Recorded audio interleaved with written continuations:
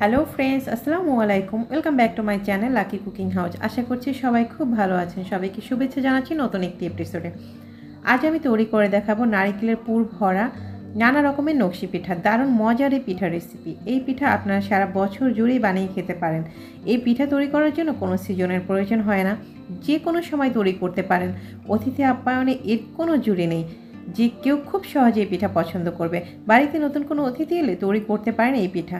তাহলে আর কথা না বাড়িয়ে চলুন মূল রেসিপিতে। তবে তার আগে একটি কথা, আজকের ভিডিওতে আপনাদের জন্য থাকবে অতি প্রয়োজনীয় কিছু টিপস, তাই সবার কাছে অনুরোধ রইল ভিডিওটি স্কিপ না করে সম্পূর্ণ দেখার জন্য।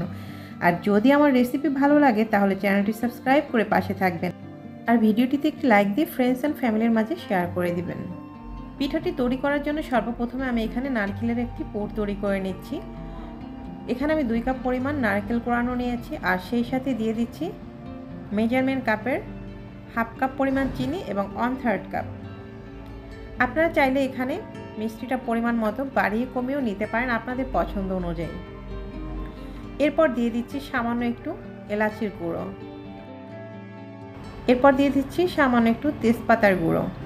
আপনাদের কাছে এগুলো গুঁড়ো না থাকলে আপনারা আস্ত এলাচ অথবা তেজপাতা ব্যবহার করতে পারেন, এতে করে কোনো সমস্যা নেই। আমি এর মধ্যে 1/3 কাপ পরিমাণ গুঁড়ো দুধ ব্যবহার করেছি, যেটা আমার ভিডিওতে স্কিপ হয়ে গেছে তাই দেখাতে পারিনি। তো পুরটা এক সাইডে রেখে দিয়ে আমি এরপর একটি ডো তৈরি করে নেব।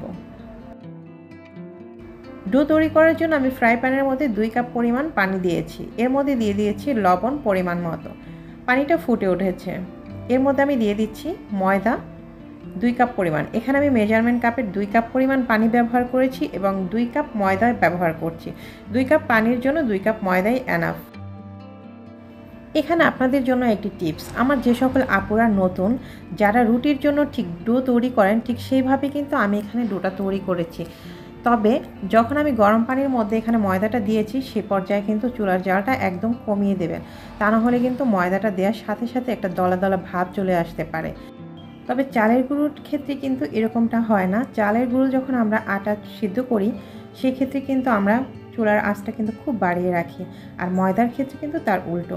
এক্ষেত্রে আপনার জালটা একদম কমিয়ে দিবেন। তো এরপর আমি ভালো করে ময়দাটাকে মেখে নিচ্ছি। ঠিক রুটি বেলার জন্য যেরকমভাবে ডো তৈরি করে থাকি, সেভাবেই কিন্তু আমি এটা তৈরি করে নিয়েছি। তো আমার ডোটা কিন্তু অলমোস্ট রেডি।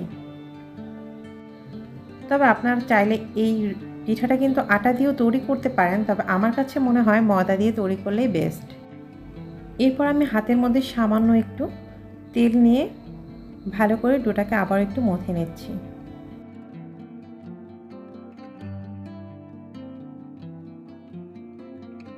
ডোটা যতটা ভালো করে মথে নেবেন, রুটিটা বেলতে কিন্তু ততটাই সফট হবে। এরপর আমি ডো থেকে একটু আলাদা করে 2 ভাগে একটু একটু করে ডো নিয়ে নিচ্ছি। আমি যে ছোট ছোট করে ডো নিয়েছি, এর মধ্যে আমি ফুড কালার দিয়ে দিচ্ছি। আমি এখানে গ্রিন এবং অরেঞ্জ কালারটা ব্যবহার করেছি। আপনারা চাইলে আপনাদের ইচ্ছে অনুযায়ী যে কোনো কালার ব্যবহার করতে পারেন, অথবা এটা কালার ছাড়াও এই পিঠাটা আপনারা তৈরি করতে পারেন। তো আমি একটু সৌন্দর্যের জন্য কালার করে নিয়েছি। এরপর পিঠা তৈরির পালা। আমি আবার একটু হাতে সামান্য একটু তেল নিয়ে নিয়েছি, এতে করে ডোটা ছিঁড়তে একটু সুবিধা হবে, যেন হাতে আটাটা লেগে না যায়। এরপর আমি ছোট করে একটি লেচি কেটে নিচ্ছি। তবে সাধারণত রুটি বানানোর ক্ষেত্রে এখানে আপনার আটাটাই ব্যবহার করবেন। আমার হাতে যেহেতু একটু তেল ছিল, তাই এটা কিন্তু একটু পিছলে যাচ্ছে। তো এ পর্যায়ে আমি এখন আটা নিয়ে নিচ্ছি। আমি আটা দিয়ে রুটিগুলো বেলে নিচ্ছি, আর এটার পুরুত্বটা ঠিক রুটি যেভাবে আমরা তৈরি করি সেরকমই হবে। এরপর আমি আগে থেকে যে পুরটা তৈরি করে রেখেছিলাম, সেই পুরটা রুটির ঠিক মাঝ বরাবর দিয়ে দিচ্ছি। এরপর এই পিঠাটাকে আমি সুন্দর করে একটি ফুলের ডিজাইন দিব। জাস্ট দেখেন, আমি এক সাইড থেকে প্রথমে ভাঁজ দিয়েছি, এরপর প্রতিটা কোণা এভাবে এনে মাঝ বরাবর এনে ট্যাপ করে দিচ্ছি। বেশ হয়ে গেল আমার একটি পিঠার ডিজাইন, এবং কত সুন্দর একটা ফুল তৈরি হয়েছে।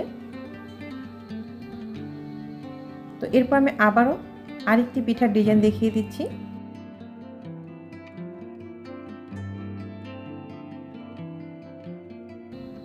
একইভাবে আমি কিন্তু আবারও রুটি বেলে নিচ্ছি।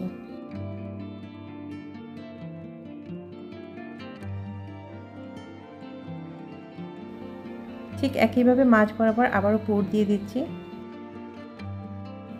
এখানে আমি আমার মতো করে ডিজাইনগুলো তৈরি করছি। আপনারা আপনাদের ইচ্ছে অনুযায়ী যে কোনো ডিজাইনে কিন্তু পিঠাটা তৈরি করতে পারেন।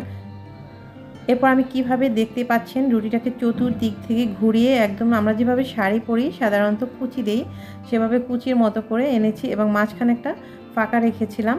আর এই ফাঁকার ভিতরে আপনারা যদি পারেন একটু কোনোভাবে মানে ফু দিবেন, ঠিক তাতে করে কিন্তু এই পিঠাটা অনেক ফুলে ওঠে। যদিও আমি এখন এখানে কোনো ফু দিইনি, জাস্ট এমনিতেই এটা ফুলে উঠেছে। আর আপনি একটু যদি ফু দিতে পারেন সেক্ষেত্রে কিন্তু এটা আরও ফুলে উঠবে। এরপর আমি আরও একটি পিঠার কিন্তু তৈরি করে নিচ্ছি। জাস্ট এখানে বলার কিছু নাই, আপনার চোখেই দেখতে পাচ্ছেন আমি যেভাবে ডিজাইনগুলো করে নিচ্ছি।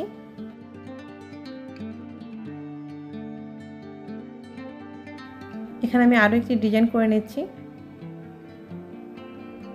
খুব সিম্পলভাবে কিন্তু পিঠাগুলো তৈরি করা যায়, আর এটা দেখতে যেরকম সুন্দর হয় আর খেতেও কিন্তু খুব মজার। এরপর আমি পিঠাটাকে এভাবে রাউন্ড করে ছুরি দিয়ে কেটে নিচ্ছি। আপনারা যে কোনো কাটার দিয়ে কেটে নিতে পারেন, একটি পিজা কাটার বা ডো কাটার হলেও ভালো হয়। এরপর হাত দিয়ে এভাবে চেপে চেপে পাশ দিয়ে আমি ডিজাইন করে দিচ্ছি। জাস্ট প্রথমে একটু চেপে তারপর এটাকে রোলের মতো পাকালেই সুন্দর একটি ডিজাইন হয়ে গেল।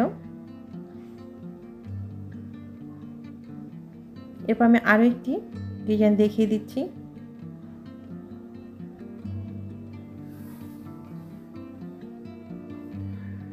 ঠিক একইভাবে আমি মাঝ বরাবর পুরটাকে নিয়েছি। এরপর আমি দুই সাইড থেকে রুটিটাকে এনে চেপে ধরে আবার অপর দুই সাইড থেকে এনে একসাথে ভাঁজ করে নিয়েছি। এরপর সমস্ত রুটির মাথাটা আমি একত্রে নিয়ে তারপর দেখতে পাচ্ছেন খুব সুন্দরভাবে এর মাঝ বরাবর মানে গলার দিকটা আমি চেপে দিয়েছি। আর এটা মনে হচ্ছে একটা ঝুড়ির মতো হয়ে গেছে। আর এটা আমি একটি ফিতা দিয়ে বেঁধে দিচ্ছি। আর আমি যে কালার করা আটা নিয়েছিলাম সেটা দিয়ে আমি এভাবে রোলের মতো পাকিয়ে জাস্ট একটু ফিতার মতো বানিয়ে তারপরে বেঁধে দিয়েছি। দেখলেন কত সুন্দর একটি পিঠা হয়েছে আর দেখতে কতটা সুন্দর আর লোভনীয়। তো এরপর আমি অন্য একটি কালারিং ডো থেকে একটি রুটি বেলে তারপর কুকি কাটারের সাহায্যে এভাবে ছোট ছোট করে কেটে নিয়েছি।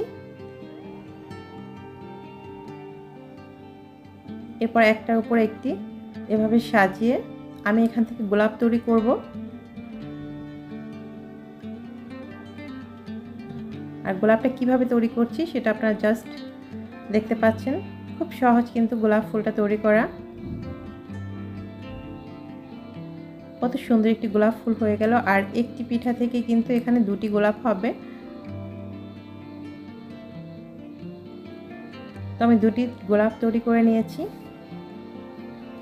এরপর আমি যে পিঠাগুলো তৈরি করে নিয়েছি ঠিক তার মাঝ বরাবর আমি গোলাপগুলো বসিয়ে দেব। আপনারা চাইলে অন্য যে কোনো ফুল বা পাতা যে কোনো ডিজাইন বসিয়ে নিতে পারেন অথবা ডিজাইন ছাড়াও করতে পারেন। তবে এখানে গোলাপটা বসানোর কারণে পিঠাটা অনেক আকর্ষণীয় হয় এবং যে কোনো নতুন অতিথি আপ্যায়নের সময় যদি আপনারা এভাবে ডিজাইন করে দিতে পারেন তাহলে কিন্তু অনেকটা আকর্ষণীয় লাগে আর দেখতে অনেক সুন্দর। তো আমি এখানে টিকপিক দিয়ে মাঝ বরাবর ফুলগুলো আটকে দিয়েছি। তো দেখলেন তো কত সহজে আমার পিঠাগুলো তৈরি হয়ে গেছে আর পিঠাগুলো দেখতে কতটা সুন্দর আর আকর্ষণীয় হয়েছে। আর এটা খেতেও কিন্তু ঠিক ততটাই মজা। এরপর হচ্ছে পিঠাগুলো ভেজে নেওয়ার পালা। আমি চুলায় একটি ফ্রাই প্যান বসিয়ে দিয়েছি। এর মধ্যে দিয়ে দিয়েছি অনেক তেল দিয়েছি, জাস্ট যেন এই পিঠাটা একদম ডুবো ডুবো ভাব থাকে সেই জন্য আমি পর্যাপ্ত পরিমাণ তেল দিয়ে দিয়েছি। এটা কিন্তু খুব অল্প তেলে ভাজতে যাবেন না, সেক্ষেত্রে কিন্তু পিঠাটা পুরোপুরি ভাজা হবে না। আর পিঠাটা ভাজার সময় তেলটা কিন্তু খুব একটা গরম করা যাবে না।